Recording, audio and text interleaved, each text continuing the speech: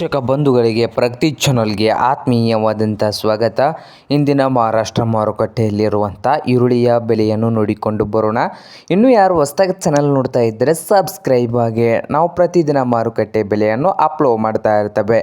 ಹಾಗೆ ಇಂದಿನ ಮಹಾರಾಷ್ಟ್ರ ಮಾರುಕಟ್ಟೆಯಲ್ಲಿ ಯಾವ ಮಾರುಕಟ್ಟೆಯಲ್ಲಿ ಎಷ್ಟು ರೇಟ್ ಇದೆ ಅಂತ ನೋಡೋಣ ಬನ್ನಿ.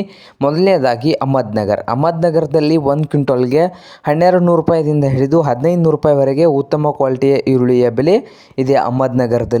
ಹಾಗೆ ಕೊಲ್ಹಾಪುರದಲ್ಲಿ ನೋಡೋದಾದರೆ 1 ಕ್ವಿಂಟಲ್ಗೆ 600 ರೂಪಾಯಿದಿಂದ ಹಿಡಿದು 1600 ರೂಪಾಯಿವರೆಗೆ ಲಾಸ್ಟ್ ರೇಟ್ ಇದೆ. 600ದಿಂದ 1600 ರೂಪಾಯಿವರೆಗೆ ಲಾಸ್ಟ್ ರೇಟು ಕೊಲ್ಹಾಪುರ ಮಾರುಕಟ್ಟೆಯಲ್ಲಿ 1 ಕ್ವಿಂಟಲ್ ಈರುಳ್ಳಿಯ ಬೆಲೆ ಇದೆ.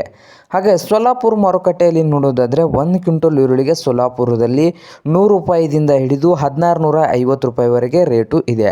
ಹಾಗೆ ಛತ್ರಪತಿ ಸಂಭಾಜಿನಗರದಲ್ಲಿ ನೋಡೋದಾದರೆ 1 ಕ್ವಿಂಟಲ್ಗೆ ಅಲ್ಲಿಯೂ 1000ದಿಂದ 1300 ರೂಪಾಯಿವರೆಗೆ ಉತ್ತಮ ಕ್ವಾಲಿಟಿಯ 1 ನಂಬರ್ ಗಡ್ಡೆಯ ಬೆಲೆ ಛತ್ರಪತಿ ಸಂಭಾಜಿನಗರದಲ್ಲಿ ಇದೆ. ಹಾಗೆ ಮಹಾರಾಷ್ಟ್ರದ ಕರಾಡದಲ್ಲಿ 1 ಕ್ವಿಂಟಲ್ಗೆ 500ದಿಂದ 1300 ರೂಪಾಯಿವರೆಗೆ ರೇಟು ಇದೆ.